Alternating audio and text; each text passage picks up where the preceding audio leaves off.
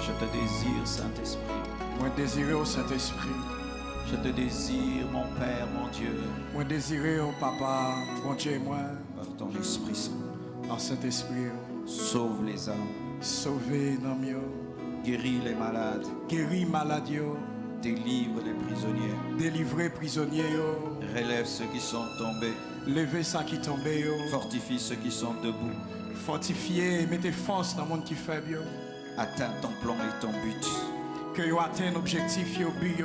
Sers-toi de ma vie pour ta gloire. C'est vous-même qui vivez. Et que ton onction coule. Que l'onction découle. Que ta gloire éclate. Que gloire lui éclate. Que les chaînes tombent. Que chaînes tombent. Que les prisons s'ouvrent. Que prison l'ouvrir. Que les captifs soient libérés. Que captifs soient libérés. Que les maudits soient bénis. Que les gens qui maudit yo bénis. Que les esclaves de Satan soient libérés. Que esclaves, que ennemis en Kembe yo libérés. Que les destinées soient bouleversées. Au nom de Jésus. Et que ton plan se réalise. Que plan lui réalisé. Au nom de Jésus. Non, non, Jésus. Au nom de Jésus. Non, non, Jésus. Au nom de Jésus. Non, non, Jésus. Au nom de Jésus. Non, non, Jésus. Au nom de Jésus. Non, non, Au nom de Jésus. Non, non, Au Jésus. nom de Jésus. Non, non, Jésus. Que ton règne vienne. Que règne ou vini. Et que ta volonté soit faite. Que volonté ou faite. Dans cette nation. Dans la nation, ça. J'ai ainsi prié. Moi prier. Amen. Amen. Acclamons le roi des rois. Frappez-moi au pouvoir. Acclame plus fort. Frappez-moi plus fort. Plus fort que ça. Plus fort que ça. Pousse des cris de joie. Poussez, poussez, poussez. Levez voir, poussez, poussez en pile. Frappez-moi pour Jésus. Frappez-moi pour Jésus. Frappez-moi pour Jésus. Frappez-moi pour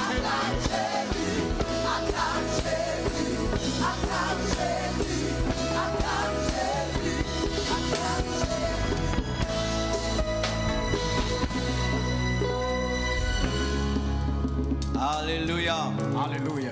Est-ce qu'on peut crier de sorte que tout Port-au-Prince, des fois je dis Cap-Vert, Port-au-Prince puisse entendre qu'il y a des chrétiens ici? Crions très très fort. Est-ce qu'on peut pousser un cri de joie pour toute Port-au-Prince? Non, ceux qui jouent au football ici nous dépassent quand il y a un but. Plus fort que ça. Plus fort, plus fort, plus fort. Plus fort encore que Plus ça. fort, plus fort, plus fort que ça, plus fort. Jésus a marqué un but plus fort. Jésus bat your goal, plus fort. Plus fort. Plus fort. Oh, gloire au Seigneur. Amen. Amen. Nous bénissons Dieu pour ce soir. Nous bénissons mon Dieu pour assoya. Car normalement il ne fallait pas qu'on soit là. Normalement nous pas de là. Mais vous êtes courageux, vous êtes venus. Vous avez un pile courage pour venir. Salut le courageux qui est à côté de toi. Saluer les gens qui ont courage même avant qui chita à bon côté. Qui est venu en dépit de temps et des circonstances Qui écouter vient la parole. qui vient malgré les moments difficiles qui viennent entendre des paroles. Oh, vous êtes merveilleux. Ah, ou merveilleux. Amen. Amen. Je rends grâce à Dieu pour ce deuxième jour. Nous rendons grâce à bon Dieu nous pour le deuxième jour. Et je rends grâce à Dieu vraiment pour tout ce qu'il a fait hier. Nous baillons bon Dieu toute gloire pour ça qu'il fait hier soir. Mais Dieu fera encore davantage ce soir. Bon Dieu a continué à faire un pile bagaille à soir. Aujourd'hui, je vais beaucoup prier pour les captifs. Je dis à nous prier un pile pour les gens qui captifs. Nous aurons un service de délivrance. Nous avons un service de délivrance. Car Jésus est venu libérer les captifs. Parce que Jésus est venu pour libérer les captifs. Alléluia. Alléluia. Jésus ne peut pas venir visiter un prisonnier et le laisse dans sa prison. Jésus n'est pas capable de venir visiter un prisonnier pour le quitter dans la prison. Et lorsque je vais finir le message, Il aime finir prêcher. quand ce sera le temps de prier pour les captifs, Laissez prendre le temps pour nous prier pour les prisonniers. je te demande toi-même vraiment de prier. Nous demandons ou même pour prier. Et je demande aux protocolaires de nous aider. Toutes ces personnes seront touchées par la puissance de Dieu, de nous les amener ici.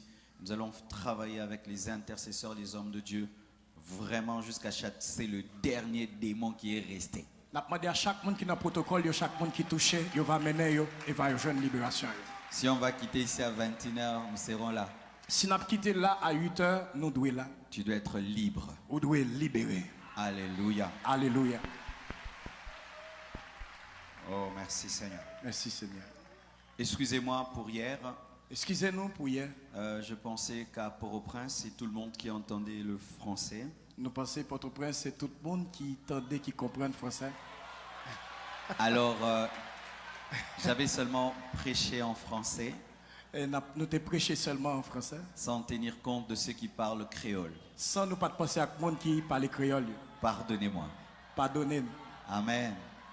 Mais aujourd'hui, je vais prêcher avec un interprète. Jeudi, on a prêché avec un interprète. Oh, vous ne voulez pas d'interprète? Nous pas voulons. C'est quoi ça là? Ok. Moi, je comprends plus. Mais quand... attendez, reste d'abord. Mais hier, vous savez, moi, je suis vraiment un pasteur qui travaille beaucoup sur Internet. Ok, moi c'est un pasteur qui travaille un peu là, sur le net là. Alors, j'ai vu qu'il y a des gens qui se plaignaient, disaient que je parle seulement français, ils n'entendent pas le français. Et il y a un peu de monde qui t'a plaigné parce que c'était français seulement. Non? C'est bon que je prêche en français? Est-ce que c'est bon pour nous prêcher en français? Ok. Frappez main pour bon Dieu. Ok. Acclamez pour vous-même.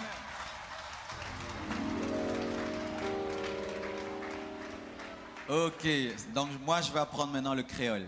Ok? Alors, je vous ai amené 2 livres gratuits. Je vous ai amené 2 livres gratuits. Pas en papier, parce que quitter Congo jusqu'ici, amener des livres pour 10 000 personnes, c'est pas possible. Alors, allez sur www.marcelotunasibooks.com si on peut écrire sur les grands écrans. Volume.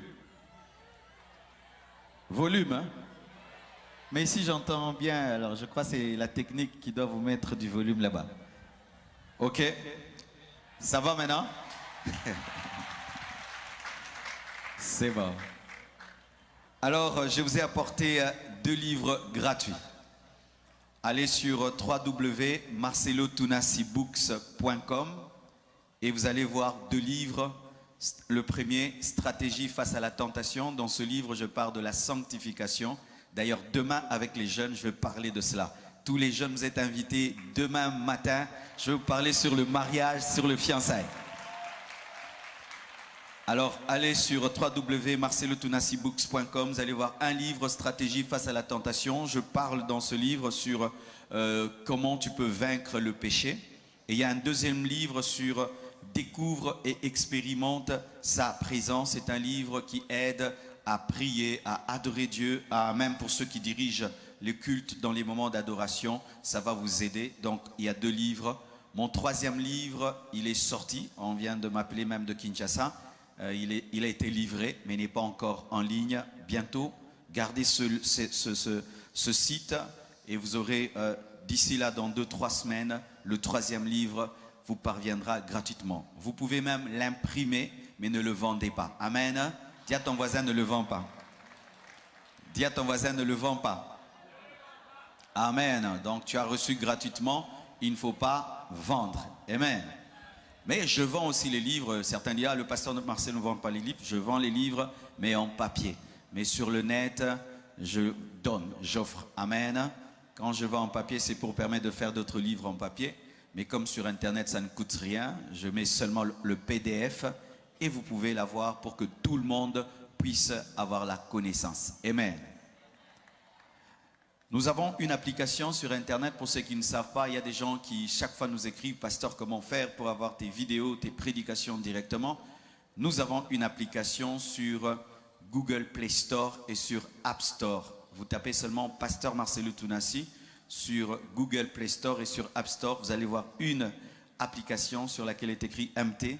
Et chaque fois qu'il y aura une nouvelle vidéo sur YouTube, sur Facebook, sur Twitter, directement, votre téléphone va cliquer et vous aurez la nouvelle vidéo. C'est une application qui est déjà téléchargée à plus de 100 000 téléchargements.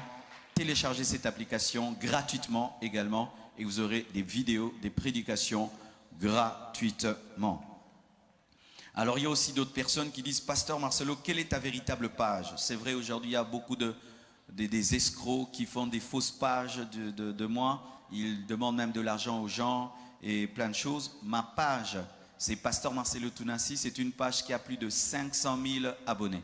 Si tu vois une page de Pasteur Marcelo Tounassi qui n'a pas plus de 500 000 abonnés, ce n'est pas la mienne. Amen. Et c'est sur cette page qu'il y a tous mes lives. Donc allez, abonnez-vous et ça vous permettra, lorsque nous prêchons à Kinshasa à 17 h, vous suivez ça ici. Amen. Aujourd'hui, nous étions à l'église Roc Solide avec les hommes de Dieu et merci au pasteur Forge qui nous a reçus. Merci beaucoup. On a donné un message sur l'unité de l'église et je bénis Dieu vraiment. On a eu un peu de problèmes technologiques. Tout le message n'a pas été mis sur notre page Facebook, mais à la radio, il est là. Et bientôt, il sera sur YouTube. Ça part de l'unité de l'Église. Nous allons nous tenir debout afin de lire la parole de Dieu. Le thème de mon message ce soir, c'est « 6 lieux à éviter ». Dis à ton voisin de gauche, « 6 lieux à éviter ». Ton voisin de droite, ton voisin de devant, ton voisin de derrière, seulement ton voisin qui te sourit. S'il ne te sourit pas, tu ne lui dis rien. Amen. Il y a un voisin qui t'a souri? Peut-être c'est l'homme de ta vie. On ne sait jamais. Acte 20, versets 8 à 12. Il y avait beaucoup de lampes dans la chambre haute où nous étions assemblés. Or, un jeune homme, Eutychus, qui était assis sur la fenêtre, s'endormit profondément pendant le long discours de Paul. Entraîné par le sommeil, il tomba du 3e étage en bas et il fut relevé mort. Paul étant descendu, se pencha sur lui et le prit dans ses bras en disant « Ne vous troublez pas, car son âme est en lui. » Quand il fut remonté, il rompit le pain et mangea, et il parla longtemps encore jusqu'au jour, après quoi il partit. Le jeune homme fut ramené vivant, et ce fut le sujet d'une grande consolation. Seigneur, oins ta parole. Seigneur, accompagne-la.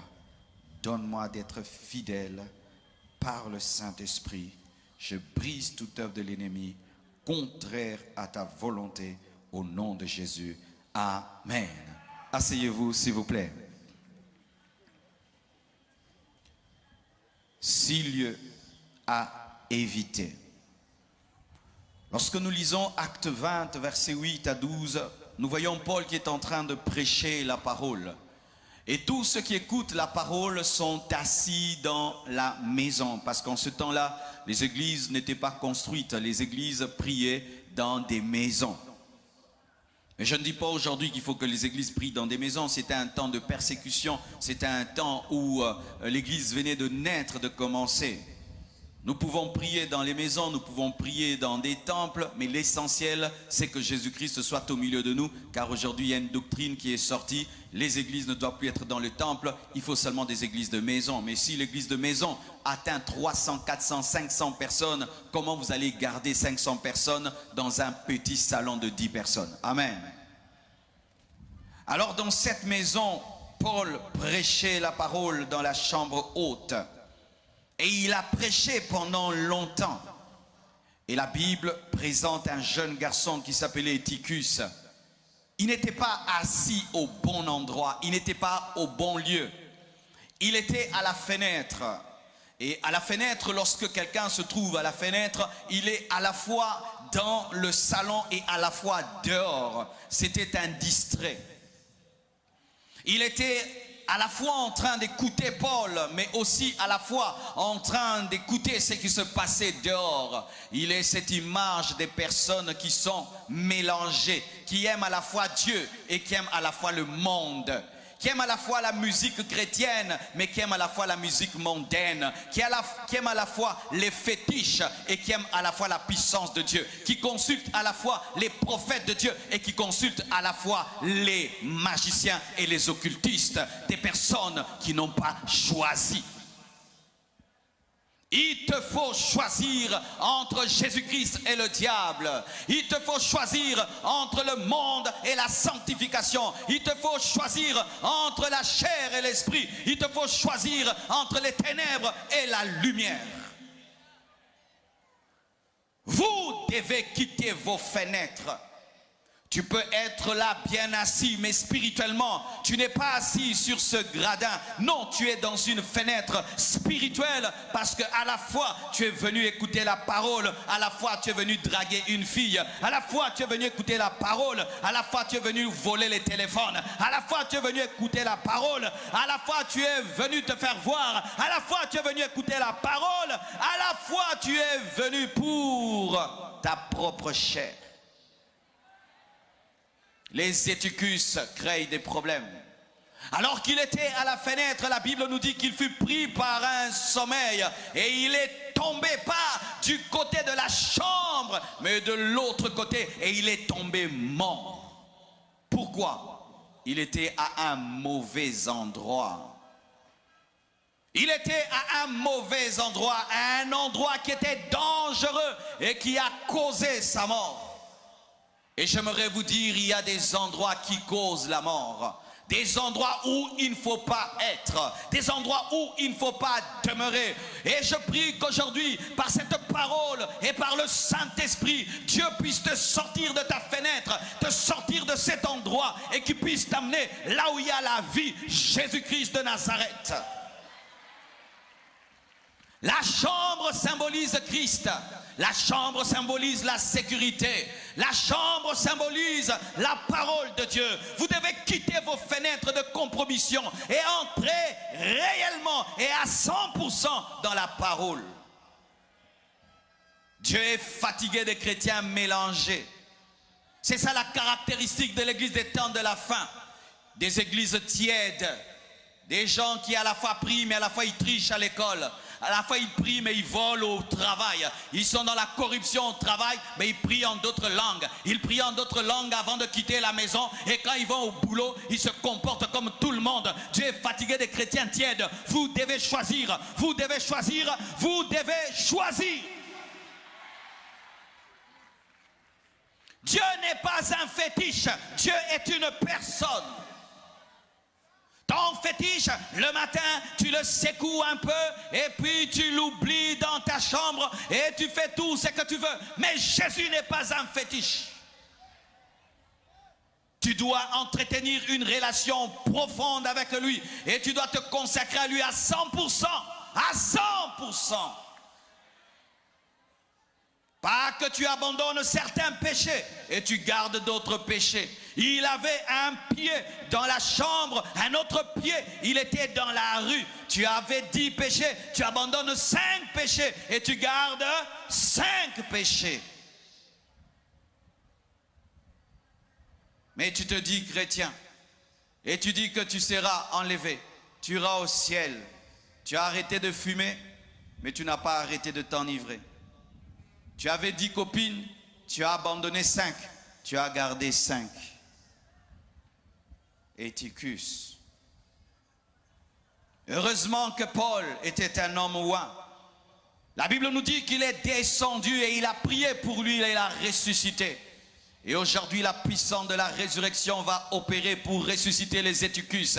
Je dis, la puissance de la résurrection va opérer pour ressusciter les Eutychus. Et ici, il y a plus que Paul. Il y a Jésus-Christ de Nazareth, le roi des rois, le Seigneur des seigneurs, le chemin, la vérité, la vie. La résurrection est ici.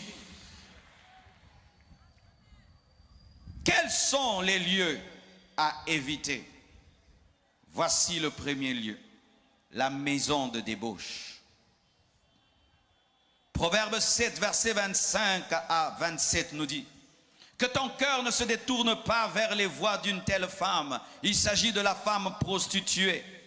Ne t'égare pas dans ses sentiers, car elle a fait tomber beaucoup de victimes et ils sont nombreux. Tout ce qu'elle a tué, tout ce qu'elle a tué. Mais la femme prostituée n'a pas de couteau. Tout ce qu'elle a tué, mais la femme prostituée n'empoisonne pas. Tout ce qu'elle a tué, mais la femme prostituée donne du plaisir. Comment on dit tout ce qu'elle a tué? Parce que derrière le plaisir qu'elle donne la mort.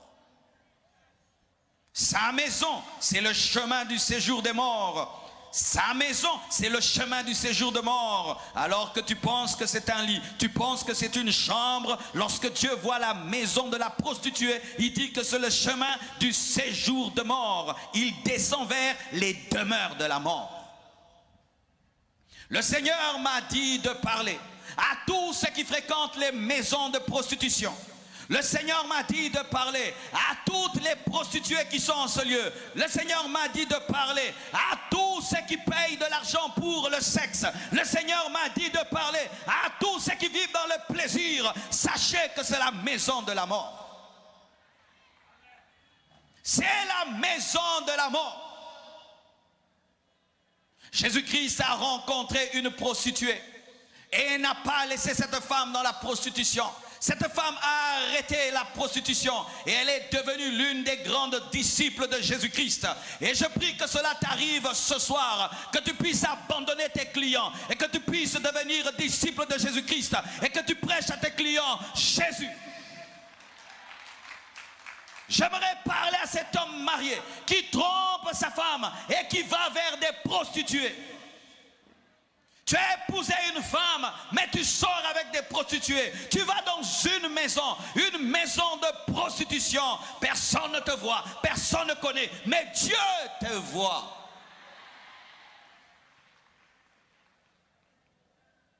La maison de la prostituée mène au séjour de mort. C'est la porte qui mène au séjour de mort. C'est le couloir de l'enfer. Je prie que le Saint-Esprit te convainque et qu'aujourd'hui qu'il te délivre de ce vice, qu'il te délivre de cette addiction. Et vous aussi qui me suivez sur Internet et qui vivez dans la prostitution, répentez-vous. Aujourd'hui, le monde a légalisé la prostitution. La prostitution est devenue un travail. Les prostituées ont même des cartes de travail. C'est quel travail? Elles vendent quelles marchandises? Des prostituées avec des cartes, des gouvernements qui donnent l'autorisation aux prostituées, reconnues comme des travailleuses. Quelle aberration et quelle malédiction. Mais certaines ne sont pas des prostituées qui se tiennent sur les rues et qui ont des maisons de prostitution. Ce sont des prostituées amatrices. Elle ne le fait pas tout le temps, mais elle le fait des fois pour manger, des fois pour avoir un travail, des fois pour avoir un vêtement. Tu donnes ton corps pour qu'on te donne de l'argent. Tu livres ton corps pour qu'on t'achète des vêtements. Tu livres ton corps pour avoir un travail. Tu livres ton corps pour avoir un visa. Tu livres ton corps pour avoir une promotion. Tu es une prostituée. Tu livres ton corps à un homme pour qu'il puisse t'épouser. Tu lui offres ton corps pour qu'il t'épouse alors que Dieu ne permet pas les relations intimes avant le mariage. Je veux prêcher le vieux message. Dieu ne permet pas les relations intimes avant le mariage. Je dis encore, Dieu ne permet pas les relations sexuelles avant le mariage. On n'essaye pas d'avoir des relations sexuelles pour savoir si ça va marcher, parce que la femme n'est pas une voiture 4x4 que tu dois tester avant de l'acheter, car on n'achète pas la femme. La femme n'est pas une voiture que tu dois rôder.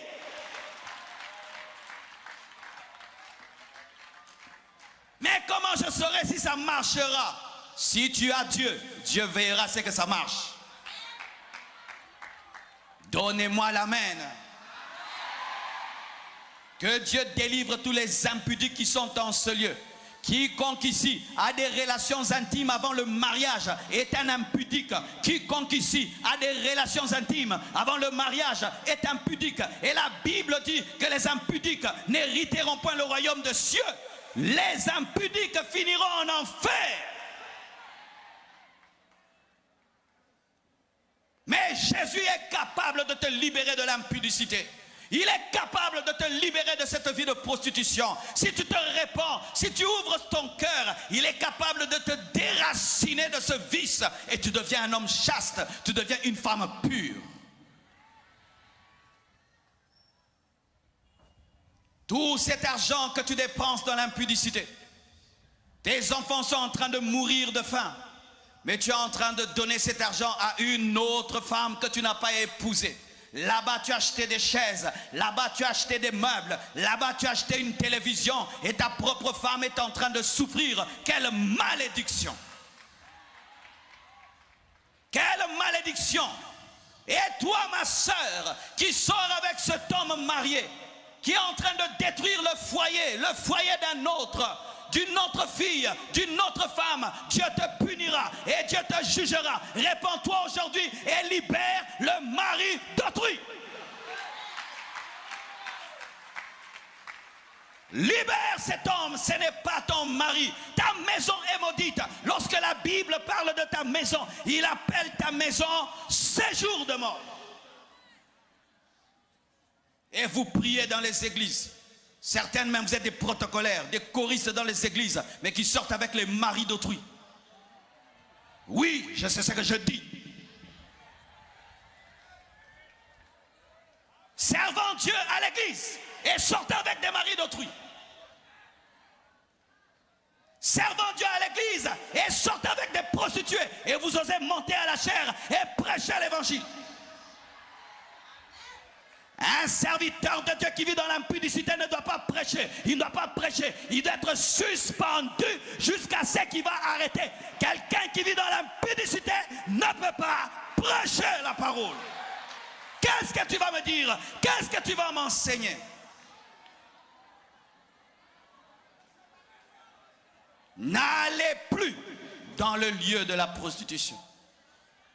Ne changez plus vos maisons en lieu de prostitution. Ne changez plus vos chambres en lieu de prostitution, car Dieu appelle cela le couloir du séjour des morts. Beaucoup d'impudiques veulent arrêter l'impudicité en prenant des décisions. Quand j'étais païen, j'ai fait cela. Je disais j'arrête, et pendant un mois, j'arrivais à arrêter. J'oubliais les filles et j'étais à la maison. Mais un mois après, je reprenais à zéro. Pourquoi? C'était ma nature. Un impudique ne peut changer par une décision. Une décision n'est pas suffisante pour te changer. Il faudrait un miracle. Le miracle de la nouvelle naissance. Que tu ne peux recevoir que si tu reçois Jésus-Christ de Nazareth. Tout d'un coup, tu te rendras compte que tu as la haine et l'horreur de l'impudicité. Hier, tu ne savais pas dire non et aujourd'hui, tu as la force de dire non. Et tu es capable jusqu'à l'âge de 30 ans de ne pas toucher une femme, de ne pas toucher un homme, jusqu'à ce que le pasteur puisse vous bénir. Je déclare que cela va t'arriver si ce soir tu crois et tu reçois la sémence de la parole, ce miracle t'arrivera. Oh, merci Seigneur. La deuxième maison qu'il faut éviter, c'est la maison de l'alcool. Éphésiens 5, verset 18, la Bible dit, « Ne vous enivrez pas de vin, c'est de la débauche. Soyez au contraire remplis de l'esprit. » Aujourd'hui, dans ce monde si moderne, on fait la publicité de l'alcool comme si c'était du lait, comme si c'était du thé, alors que l'alcool détruit. Les gouvernements le savent, les médecins le savent, même celui qui vend l'alcool sait que l'alcool détruit. Mais nous avons des panneaux qui présentent le whisky, qui présentent de l'alcool. Et il faut voir les belles bouteilles, des bouteilles qui brillent. Lorsque tu vas dans un supermarché, tout est normal, mais quand tu vas vers le coin où il y a de l'alcool, on met des lumières dessus. C'est tellement beau et classe, comme si l'alcool n'est pas l'alcool, alors que c'est la mort cachée dans une bouteille. Et lorsqu'un jour tu oses prendre une bouteille, c'est sucré et ça te donne des effets pendant un temps. Tu oublies tes problèmes, certains deviennent courageux et d'autres attrapent le sommeil et d'autres tout d'un coup sont débarrassés du stress. Mais sache que ce n'est qu'une solution de quelque temps. Après cela, tes problèmes reviennent 1000 fois pire qu'avant. Et tu dois encore acheter une autre bouteille et une autre bouteille. Hier tu dépensais 10 $, maintenant c'est 20, maintenant c'est 100, maintenant c'est tout ton salaire qui finit là-bas et tu tombes dans la pauvreté. Combien de familles sont détruites par l'alcool? Combien de couples meurent à cause de l'alcool? Combien d'enfants se retrouvent sur la rue parce que leurs parents sont alcooliques? Et le monde actuel appelle ça maladie. Non, c'est un démon. L'ivrognerie est un démon. Et ce soir, ce démon va te quitter. Et tu vas devenir un bon père, une bonne mère, au nom de Jésus-Christ de Nazareth. Que les gens enseignent ce qu'ils veulent. Le chrétien peut prendre l'alcool et tout. La Bible dit, ne vous enivrez pas de vin, c'est de la débauche. Combien d'hommes aujourd'hui ont connu des accidents à cause de l'alcool? Combien de gens meurent aujourd'hui à cause de l'alcool, attrapent le cancer à cause de l'alcool, perdent même leur contrôle à cause de l'alcool, deviennent des impudiques à cause de l'alcool, rencontrent des mauvaises personnes dans les bars et dans les boîtes de nuit à cause de l'alcool. L'alcool ne vient jamais seul, il vient toujours avec la pauvreté. L'alcool ne vient jamais seul. L'alcool vient toujours avec la prostitution, l'impudicité. L'alcool ne vient jamais seul. L'alcool vient toujours avec un manque de sagesse. Aujourd'hui, ce sera le dernier jour où tu iras dans un bar. Car aujourd'hui, Jésus va te changer. Jésus-Christ va te transformer. Et lorsque tu essaieras encore de prendre une bouteille d'alcool, tu vomiras, je le déclare, tu vomiras, je le déclare, tu vomiras.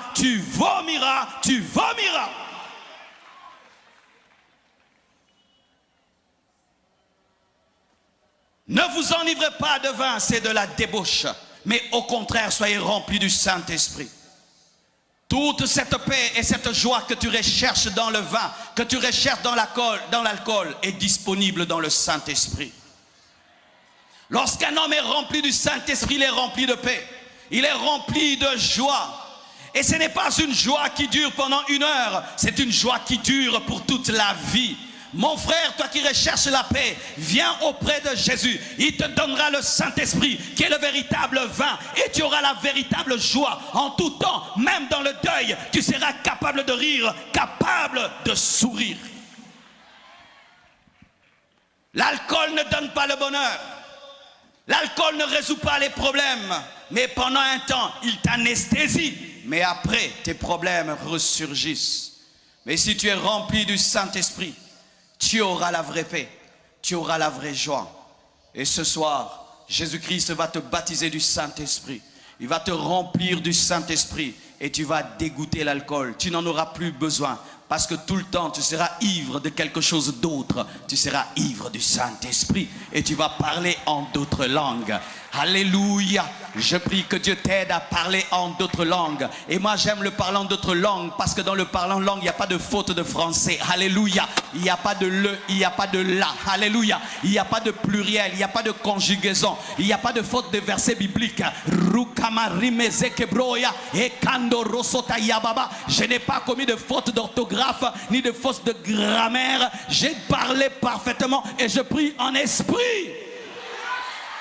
Donne-moi l'amen. Et lorsque quelqu'un est rempli d'alcool, tu vois la démarche change. Et lorsque tu es aussi rempli du Saint-Esprit, la démarche change. Tu commences à marcher dans la sainteté, tu marches dans la pureté, tu marches dans l'humilité, tu marches dans la bonté, tu marches dans la joie, tu marches dans la paix, tu marches dans la foi. Ta démarche changera.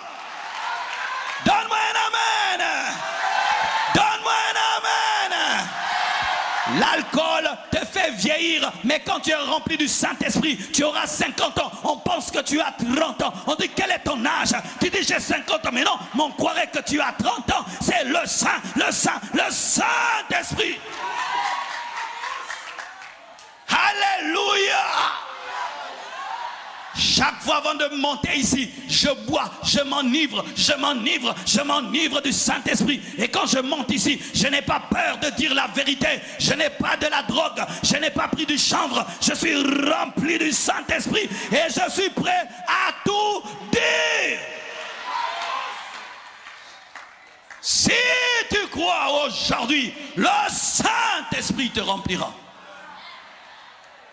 Il te donnera une joie qui ne dépend pas de l'argent, qui ne dépend pas de ton rang social, qui ne dépend pas du mariage, qui ne dépend pas de la voiture et des vêtements. Une joie qui dépend de Dieu. Fuyez la maison de l'alcool. Fuyez la maison de la prostituée. Un troisième lieu à éviter, la maison de Satan. Lorsque nous lisons 1 Samuel 28, versets 6 à 14, et même jusqu'à 20, nous voyons le roi Saoul, rejeté par Dieu, en train d'invoquer Dieu, et Dieu ne lui répond pas. Au lieu qu'il continue dans sa quête et qu'il puisse se repentir de ses péchés, non, il choisit un raccourci. Allez me chercher une femme qui invoque les esprits de mort. Allez me chercher une femme qui invoque les esprits de mort. Qui dit ça? Saoul. Saoul qui a fait tuer toutes les femmes qui invoquaient les esprits de mort. Lui-même va chercher une femme qui invoque ces mêmes esprits. Il se déguise pour qu'on ne sache pas que c'est lui. Et il va vers cette femme, il entre dans la maison de Satan. Il entre dans la maison d'une femme remplie des démons. Il entre dans la maison d'un féticheur. Il entre dans la maison d'une femme occultiste démoniaque qui travaille avec les pouvoirs démoniaques parce qu'il a un problème. Parce qu'il a un problème, il pense que cela lui donne le droit d'entrer dans la maison de Satan pour avoir une solution. Et lorsqu'il entre dans cette maison déguisé, parce qu'il ne voulait pas que cette femme sache que c'est lui, parce que lui-même avait dit de tuer ce genre de femme. Et cette femme lui dit, que veux-tu? Et il dit, fais-moi remonter Samuel. Samuel est le prophète qui avait oint Saoul pour qu'il devienne roi. Et ce prophète avait connu un temps de maladie et puis avait fini par mourir. Et Saoul n'avait pas d'intimité personnelle avec Dieu et était dépendant de Samuel. C'est le genre d'homme qu'on a aujourd'hui. Des gens qui n'écoutent pas Dieu par eux-mêmes, il faut toujours un prophète. Des gens qui courent derrière les prophètes, regarde-moi, tu vois quoi? Tu vois quoi? Tu vois quoi? Si tu es un chrétien, tu n'es pas normal, tu es malade. Le jour que Samuel va mourir, tu iras chercher les démons. Est-ce que vous êtes capable d'écouter Dieu par vous-même? Est-ce que vous êtes capable vous-même de recevoir des révélations de la part de Dieu? Ou vous êtes dépendant de vos pasteurs, dépendant de vos prophètes? Et certains, vous vous promenez dans toutes les églises de Port-au-Prince pour chercher la parole de Dieu. Vous êtes des Saouls. Des Saouls. Les Saoul n'entendent jamais Dieu par eux-mêmes.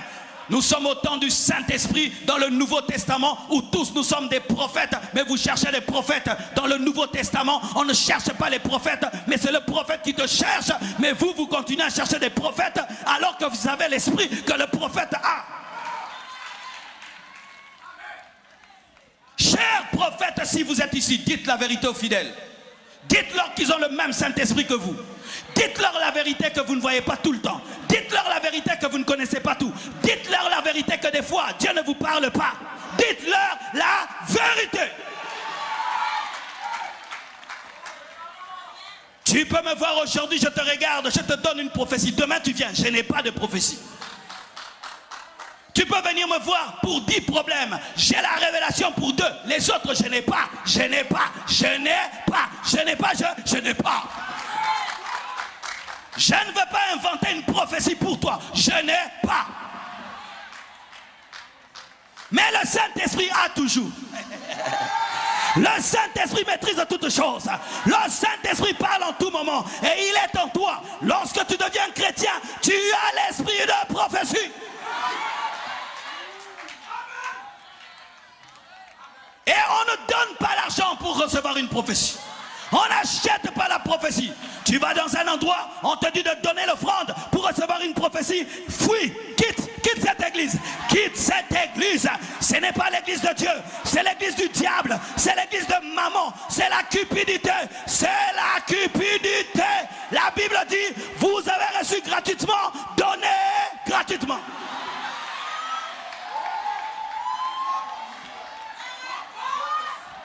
Prophète, toi qui vends les prophéties, je te pose cette question, tu as acheté à combien? Parce qu'on ne vend que ce qu'on a acheté. Et pour vendre, il faut acheter, connaître le prix d'achat. Pour mettre les bénéfices, avoir le prix de vente. Combien tu as acheté la prophétie? Pour mettre les bénéfices et vendre. Tu es un faux prophète, tu es un cupide, tu es un vendeur de la grâce de Dieu.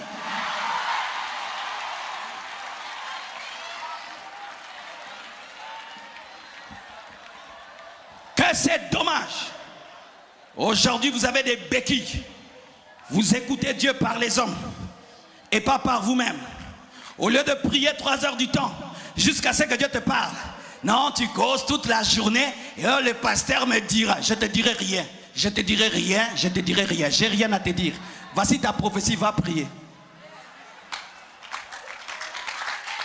Dieu a dit quoi? Dieu a dit va prier.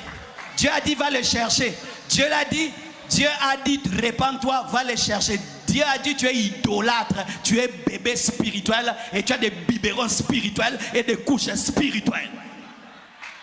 Comment malgré toutes les années que tu as dans le Seigneur, tu es incapable d'écouter Dieu? 5 ans dans le Seigneur, tu ne peux pas prier et tu connais la volonté de Dieu. Il faut que toujours quelqu'un puisse te dire ce que Dieu veut. Tu es un bébé.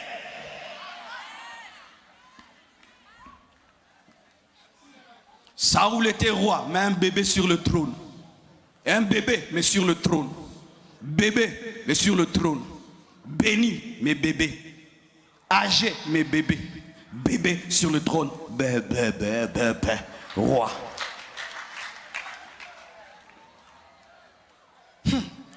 Comment un tel homme peut aller chercher une femme qui invoque les démons?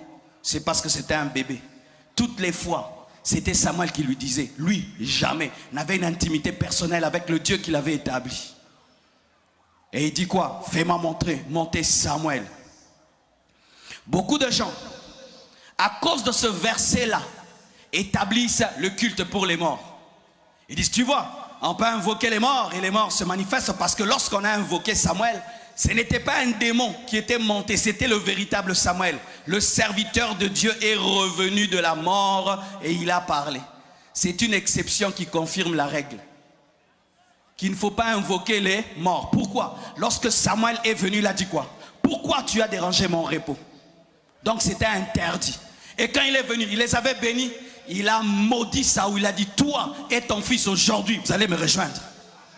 Pour dire quoi? Il ne faut pas déranger les morts. Arrêtez de déranger les morts. Arrêtez de parler aux morts. Arrêtez de parler à vos parents qui sont morts. Arrêtez de parler à vos parents qui sont morts.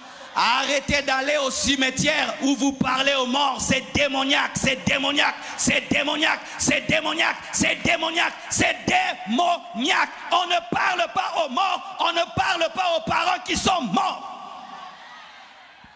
Même quand vous enterrez un mort, ne dites rien. Dites seulement, Seigneur, tu as donné, Seigneur, tu as repris. Mais ne dites pas, papa, là où tu vas, souviens-toi de nous, hein? Papa, vraiment protège-nous. Ce n'est pas la parole, il ne va pas te protéger. On ne prie pas les morts.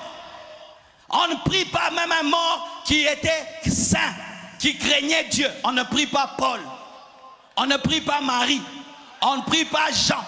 On ne prie pas les morts. Tout mort, tout mort, tout mort. On ne prie pas tout mort. Nous prions Jésus parce qu'il est mort et il est ressuscité. S'il n'était pas ressuscité, on n'allait pas prier Jésus. On ne prie pas les morts. On ne prie pas les morts. Si Jésus était toujours dans le tombeau, je n'allais pas le prier. Mais je prie parce que le premier jour est passé, le deuxième jour est passé, le troisième jour, il est sorti vivant du tombeau. Et il se tient à la droite de Dieu le Père. Et il intercède pour moi. Alléluia.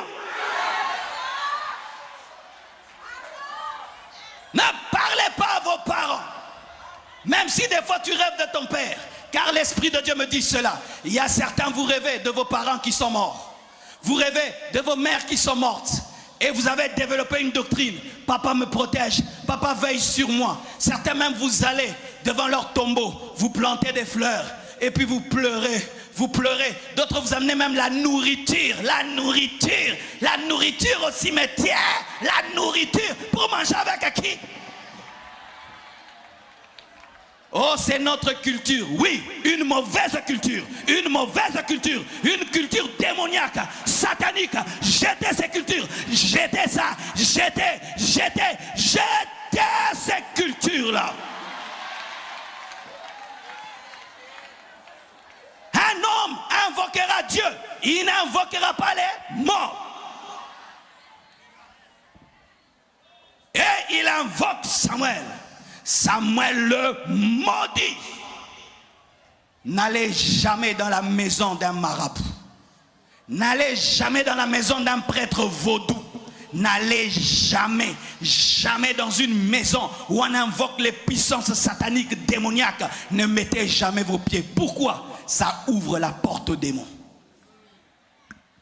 Quand seulement tu mets ton pied dans la maison d'un prêtre vaudou, même si tu es allé accompagner quelqu'un, même si ce n'était pas toi qui avais le problème, le fait seulement de mettre ton pied, tu lui donnes le droit de te posséder. Et certains ici, vous avez été possédés à cause de cela. Et Jésus ce soir va vous délivrer. Je dis Jésus va te délivrer. Je dis Jésus va te délivrer. Jésus va te délivrer. Et il nous a donné le pouvoir de marcher sur les scorpions, sur les serpents, sur toute la puissance de l'ennemi. Et rien ne pourra nous nuire. Il a dit en mon nom, vous chasserez les démons. Et en son nom ce soir, nous chasserons les démons. Mais tu dois te repentir. Tu dois renoncer à cela. Tu dois demander à Dieu pardon d'être allé auprès du diable pour chercher le secours. Tu es allé chercher quoi? L'argent. Lui-même, le prêtre vaudou est pauvre. Comment il va te rendre riche? Qui commence à rendre riche ses enfants et sa femme. Regarde, lui-même est pauvre comme ça. Il va te donner quoi? Il n'a rien. Mais la Bible nous dit, concernant Jésus, du riche qu'il est, il s'est appauvri. Parce qu'il est déjà riche, il peut s'appauvrir. Mais le prêtre vaudou est pauvre. Il va s'appauvrir comment? Répentez-vous. Vous qui avez des amulettes sous les aisselles. Vous avez des fétiches dans vos maisons. Vous avez des choses, vous invoquez Satan. On t'a donné cela pour ta protection. Un démon ne peut pas te protéger. Un démon ne peut pas te protéger. Car le diable ne vient que pour détruire, voler et tuer.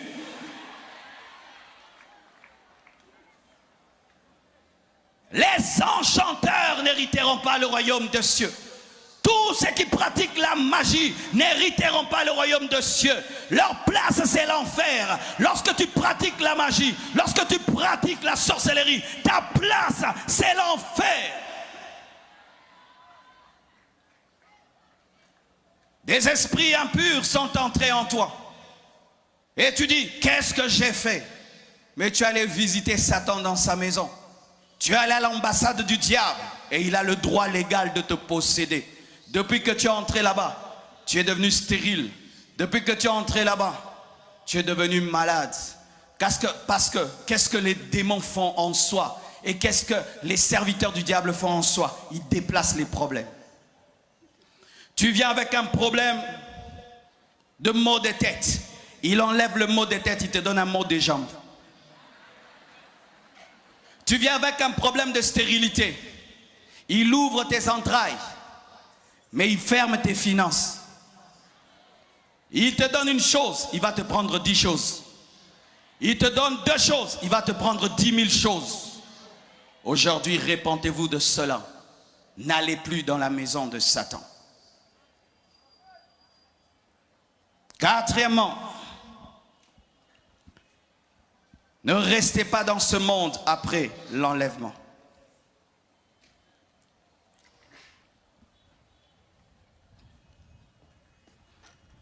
J'aimerais élever un peu mon message, parce que je suis conscient qu'ici, il y a aussi des chrétiens. J'aimerais vous parler d'une chose que le monde ne veut plus entendre et que l'Église ne veut même plus prêcher. L'enlèvement. Nous sommes en train d'attendre un événement, mes frères et sœurs. Il fut un temps dans ce monde, les gens n'y croyaient pas. Mais aujourd'hui, si vous allez sur Internet, vous allez vous rendre compte que même les musulmans, même certains païens commencent à parler de la fin du monde. Ils commencent à parler de la venue de l'Antichrist. Pourquoi? Ils sont en train de se rendre compte d'une chose. La prophétie de la Bible est en train de s'accomplir.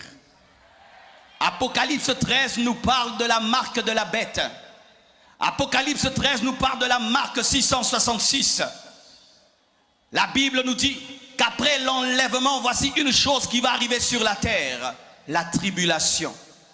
Lorsque tous les enfants de Dieu seront enlevés, quand Jésus-Christ paraîtra dans les airs, la Bible nous dit lorsqu'il paraîtra dans les airs, au son de la trompette de Dieu, à la voix de l'archange, les morts en Christ ressusciteront premièrement et les vivants seront changés et nous irons dans le ciel avec Jésus. Mais sur la terre, ceux qui resteront sur la terre, vous souffrirez parce que moi je ne serai pas là. Vous souffrirez. Sachez que si aujourd'hui les puissants des ténèbres n'opèrent pas avec toute la facilité, c'est parce que l'Église, qui est le sel de la terre, la lumière du monde, est en train de freiner l'apparition de la bête, l'apparition de l'Antichrist. L'Antichrist sera un homme politique. Ce sera le chef de toutes les nations de la terre. Lorsque vous voyez les nations commencer à s'unir de plus en plus, aujourd'hui tu as seulement un visa Schengen, tu te promènes dans toute l'Europe comme tu veux, comme si tous les pays étaient un seul pays. Le monde est en train de se préparer à avoir un seul président, à avoir un seul chef. Voyez, pendant que je suis ici, cette prédication que je donne ici à Port-au-Prince est suivie à Kinshasa au même moment. Le monde est devenu un seul village.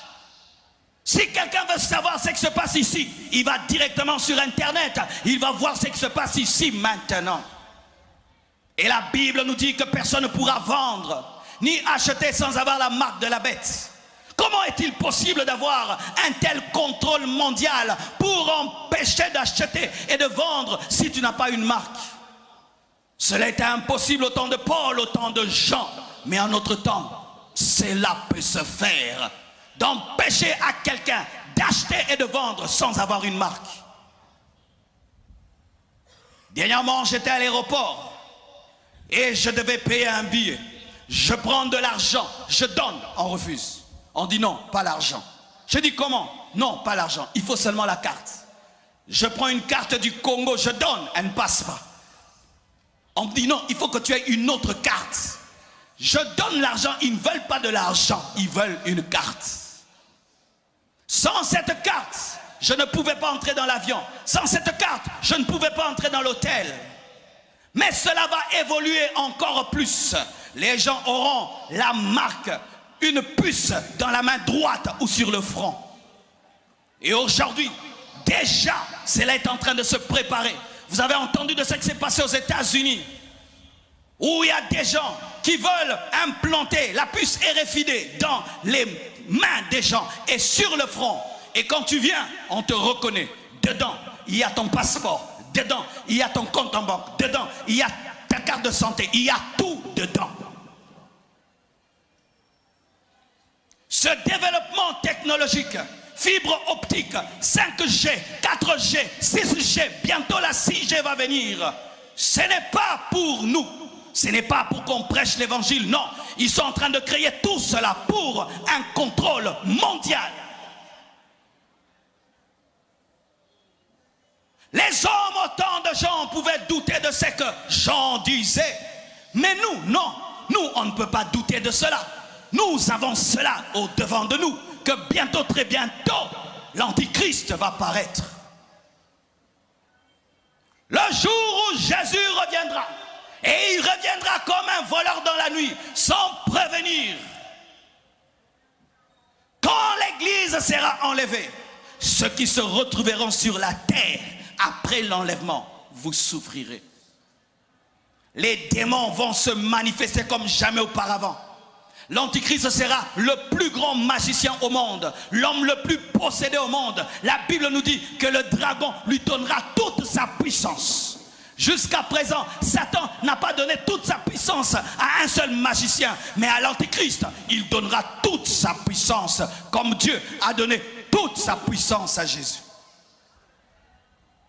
Est-ce que vous êtes capable de vivre dans ce monde-là, où tu ne peux pas acheter sans adorer Satan? Tu ne peux pas vendre sans adorer Satan, parce que porter la marque de la bête, c'est adorer le diable. Comment vas-tu vendre? Comment vas-tu acheter? Déjà, il y a trop de tourments dans ce monde. Mais là, pour manger, tu dois être un sataniste. Tu dois être un occultiste. Tu dois devenir fils du diable. Et une fois que tu as la marque de la bête, Dieu ne te pardonnera plus jamais. Tu vas devenir comme un démon, condamné pour l'éternité. Rien que ces petites souffrances de ce temps-ci t'amènent à abandonner Dieu. Penses-tu que tu pourras résister devant la bête, devant l'Antichrist, devant sa technologie, devant son contrôle? Personne ne pourra échapper à son contrôle. Voyez aujourd'hui, tu as un téléphone, il se casse, tu perds tout dedans. Les photos, tu les perds. Tous tes contacts, tu les perds. Mais tu vas seulement sur iCloud. Tu tapes ça. Ça entre tout ce que tu avais mis dans l'ancien téléphone et directement mis dans ton nouveau téléphone. Pourquoi? Il contrôle tout. Il sait où tu habites. Il sait où tu es. Par ton téléphone, on sait où tu es. Ils savent que maintenant je suis en Haïti parce que mon téléphone leur dit que je suis ici. Pouvez-vous vivre dans ce monde-là? Mes frères, la solution par rapport à la tribulation qui arrive, c'est l'enlèvement. Je crois en l'enlèvement parce que Jésus a été enlevé. Je crois en l'enlèvement. Élie a été enlevé. Alléluia. Je crois en l'enlèvement. Enoch a été enlevé. Dieu a enlevé ces personnes afin de nous dire qu'il est capable d'enlever tous les hommes parce qu'il est le Tout-Puissant. Il y a des gens qui disent, est-ce que c'est possible? C'est possible. Si la tête de l'église a été enlevée, le corps aussi sera enlevé. Préparez-vous, préparez-vous. Le plus grand avion va venir. Jésus-Christ de Nazareth. Oh, merci Jésus. Si tu es mort dans l'eau, tu sortiras de l'eau. Si un lion t'a mangé, il te vomira. Si même le feu t'a brûlé, tu reprendras vie. Où que tu sois, la puissance de Dieu comme un aimant va t'attirer et nous monterons. Nous aurons le corps comme le corps des anges, capable de vaincre la pesanteur et la gravité. Bien-aimé, ne rate pas cette occasion. Et comment tu peux être enlevé? Tous les jours de ta vie, marche dans la sanctification. Tous les jours dans la sanctification. Tous les jours dans la sanctification. Tous les jours dans la sanctification. Ne dors jamais dans le péché. Ne dors jamais dans la rancune. Ne dors jamais dans la colère. Ne dors jamais dans un péché conscient. Jamais. Tous les jours, garde ta robe blanche. Que c'est dommage aujourd'hui. Les gens se préparent de tout leur cœur pour leur mariage. Il faut voir comment les gens préparent leur mariage. Que c'est dommage aujourd'hui. Les gens se préparent de tout leur cœur pour un voyage. Alors qu'il y a un grand voyage qui nous attend, l'enlèvement. Il y a un grand mariage qui nous attend, les noces de l'agneau. Un mariage qui fera 7 ans. 7 ans de fête, pas 7 heures, 7 ans de fête. Un endroit où il ne faut pas être, sur cette terre après l'enlèvement. Ne sois pas ici. Tu vois là? Ne sois pas là. Si l'église part, ne sois pas là.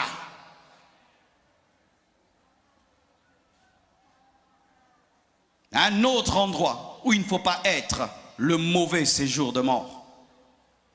Luc 16, 19 à 31 nous en parle. Il y a des hommes qui pensent que si un homme meurt, il disparaît.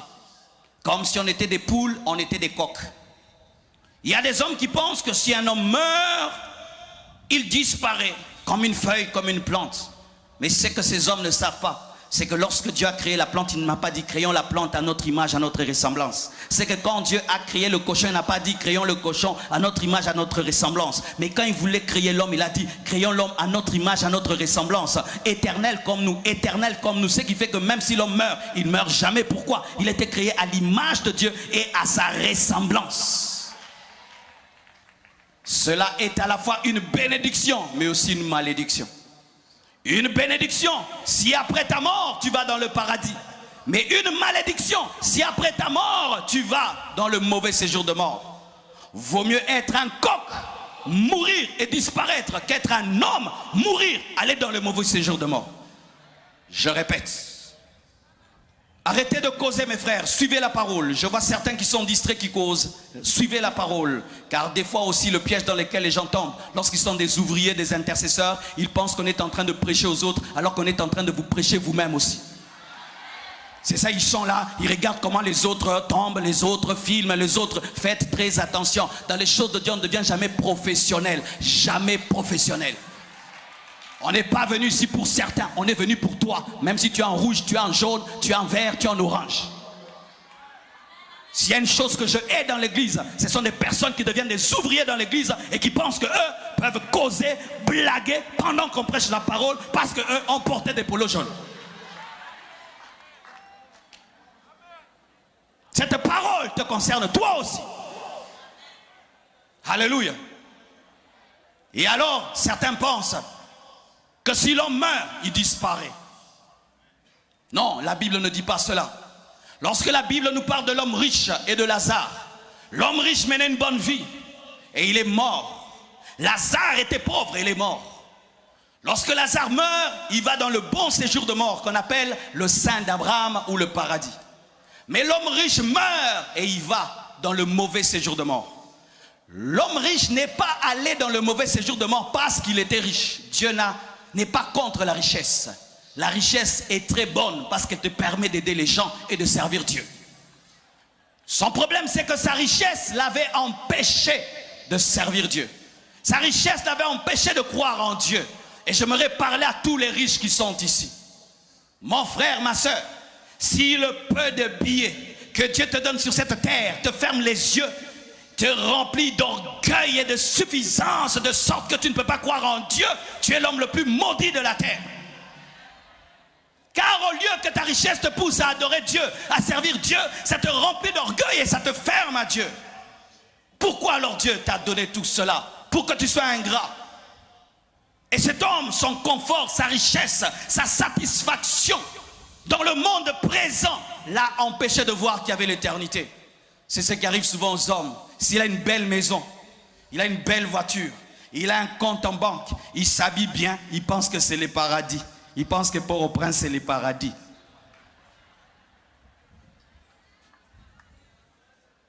Il ne veut même pas qu'on parle de la mort. Non, la mort arrive. Que tu le veuilles ou pas, tu vieillis. Que tu le veuilles ou pas, tu vieillis. Et quand tu mourras, on t'appellera pauvre. Nous, au Congo, quand quelqu'un meurt, on l'appelle pauvre, même s'il était milliardaire. Pourquoi? Parce que lorsqu'on enterre quelqu'un, il n'y a jamais un camion de déménagement qui accompagne le corbillard. Avez-vous déjà vu quelqu'un qui meurt et puis tous les documents de ses parcelles l'accompagnent? Toutes ses chaises et ses meubles l'accompagnent? Non. Il va avec une seule chemise, hein, une seule veste. Et même cette veste-là n'est pas sa veste. Il meurt pauvre. Que tu le veuilles ou pas, mon frère, tu mourras. Si Jésus-Christ tarde, tu mourras. Et si même tu atteins 120 ans, tu n'auras plus de dents. Tu auras un dos courbé. Vous ne voulez pas que je te parle de ça. À 120 ans, voici ta démarche. À 120 ans, tu vas commencer à parler. Parce que tu n'as plus de dents.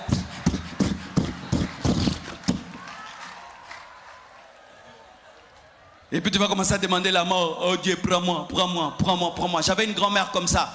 Elle se cassait, si elle se réveille mal, elle se casse la jambe, elle se casse les bras, elle ne voyait plus. Elle demandait la mort ne venait pas. Elle était fatiguée de la terre, elle avait 90 ou 95 ans. Elle était fatiguée de demander la mort.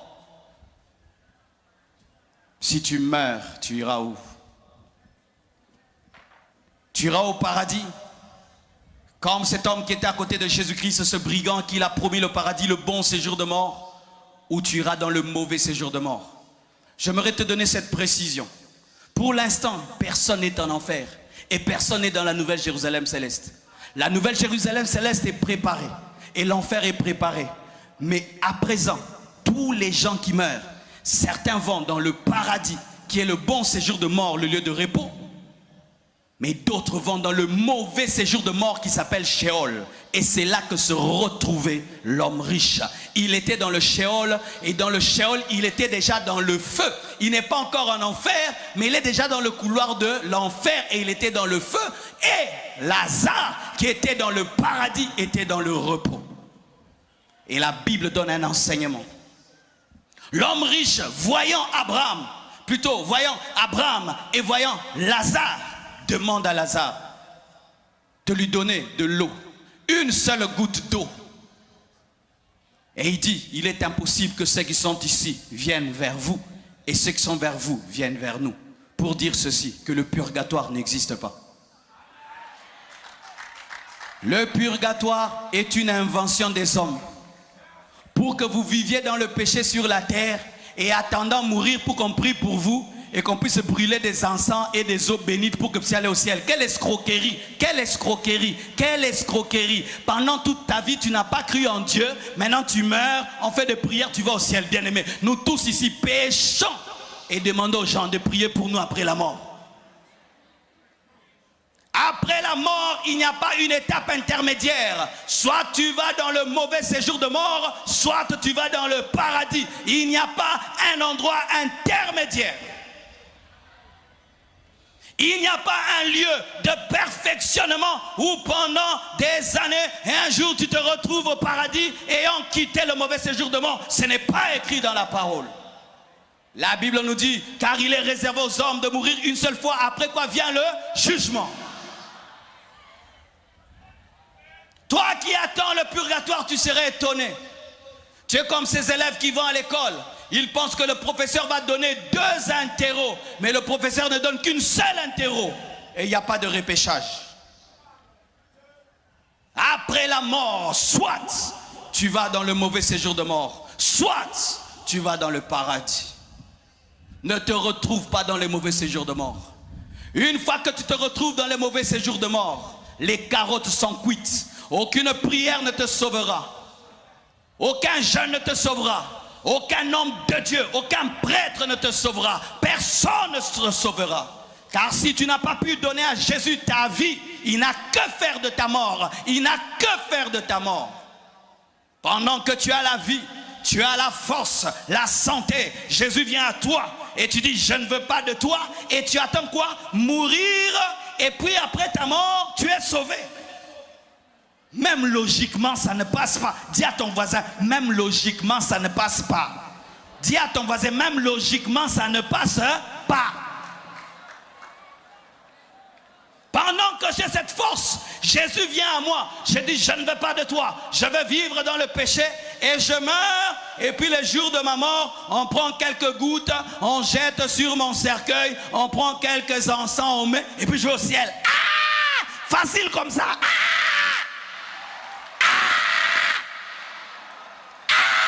Vous croyez de telles choses? Vous croyez de telles choses? Que l'eau peut t'amener au ciel, l'encens peut t'amener au ciel. Toi tu crois ça? Seul Jésus amène au ciel et tu dois le recevoir maintenant, maintenant, maintenant, maintenant. Des fois les gens disent pourquoi je dis de telles choses? Parce que si on ne dit pas ça, plusieurs iront en enfer. Plusieurs iront en enfer. Alors que nous avons des grandes églises, mais plusieurs iront en enfer. Arrêtez de croire en cela.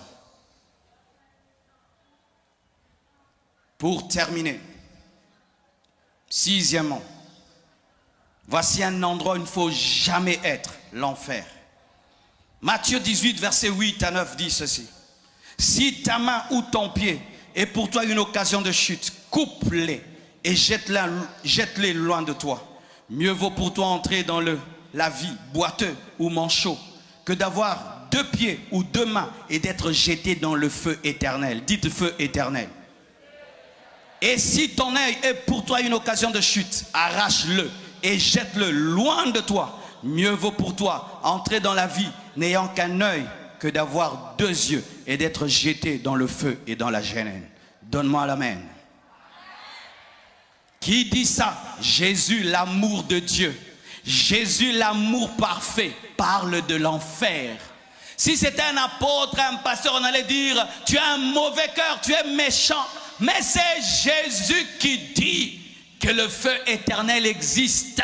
C'est Jésus qui dit que si ton œil est une occasion de chute pour toi, enlève cet œil, coupe cette main. Vaut mieux entrer manchot au ciel que d'aller dans le feu éternel avec 2 mains. Qui dit ça? Jésus. Jésus qui n'a jamais menti. Jésus qui dit toujours en vérité, dit à l'homme qu'il y a un endroit qu'on appelle feu éternel, qu'on appelle géhenne, enfer. S'il y a un endroit où il ne faut pas être, c'est l'enfer.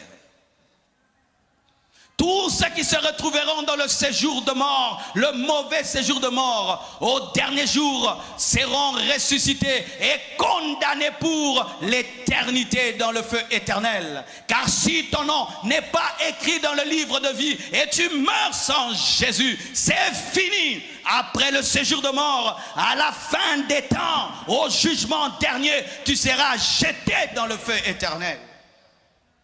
Mais ce qui est dommage, c'est que pendant que certains seront dans le feu éternel, il y aura des gens qui seront heureux dans la nouvelle Jérusalem céleste. Une ville pavée d'or, une ville qui n'est pas éclairée par la lumière de ce monde, mais qui est éclairée par la présence de Dieu. Une ville dans laquelle il n'y a pas de deuil, il n'y a pas de tentation, il n'y a pas le diable. Une ville dans laquelle on vit éternellement dans la joie et dans la félicité. Mes frères et sœurs, comment peux-tu rater la nouvelle Jérusalem céleste et finir en enfer? C'est lorsque tu entends un homme te prêcher comme je te prêche là, et tu le prends à la légère, et tu penses que tu es venu te détendre, te distraire, ou voir le pasteur en live. Je ne suis pas venu pour que vous me voyez en live. Je suis venu pour vous prêcher Jésus-Christ. C'est pourquoi je ne veux pas les photos. Oh, je veux prendre une photo avec toi. Je n'ai pas quitté Kinshasa pour que tu prennes une photo avec moi. J'ai quitté Kinshasa pour que tu prennes mon Jésus avec toi. Je ne suis pas une star de la télévision que tu es venu voir. Je suis un messager de la bonne nouvelle du salut en Jésus-Christ. Mon frère ne finit pas en enfer. Car en enfer, toutes les prières de repentance sont nulles et sans effet. En enfer, il y a une chanson. si je savais, si j'avais entendu, si j'avais pris au sérieux ce qu'on m'avait dit, si j'avais écouté, si j'avais cru, si j'avais pris au sérieux.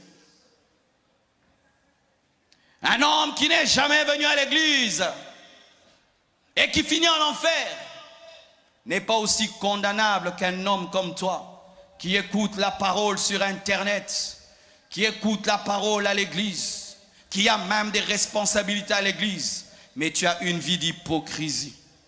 Tu as une double vie. Tu as la vie de l'église et tu as une vie secrète. Il y a deux personnes en toi. Et là, d'ailleurs, tu as porté un masque. Ce n'est pas le vrai toi. Tu es masqué. Le vrai toi est caché. Sachez que vous pouvez tout cacher au-devant des hommes. Tout cacher au-devant des pasteurs. Mais vos vies sont à nu devant Dieu. Et Dieu, pour l'éternité, ne nous juge pas en fonction des masques que nous portons, mais en fonction de ce que nous sommes vraiment. Et Tychus était au mauvais endroit, en train d'écouter Paul et en train d'écouter les bruits de l'extérieur. Et Tychus était dans la compromission, et Tychus était mal placé. Et à cause du fait qu'il était mal placé, il finit par tomber, par mourir. Mais Paul est venu pour l'aider. Et moi je suis venu, avant même que tu tombes de ta fenêtre, pour te dire, quitte la fenêtre, quitte la fenêtre, quitte le lieu où tu es. Donne ta vie à Jésus pour de vrai. Pas comme un religieux dans une récitation. Donne-lui réellement ton cœur. Répands-toi de tes péchés. Invite-le dans ta vie. Et la puissance du Saint-Esprit va opérer. Et Jésus va te libérer de la puissance de Satan, de toutes les forces de ténèbres qui veulent te tuer et te détruire. Jésus-Christ est ici. Et tu peux même sentir sa présence. Ouvre ton cœur et il te sauvera. Que Dieu vous bénisse abondamment.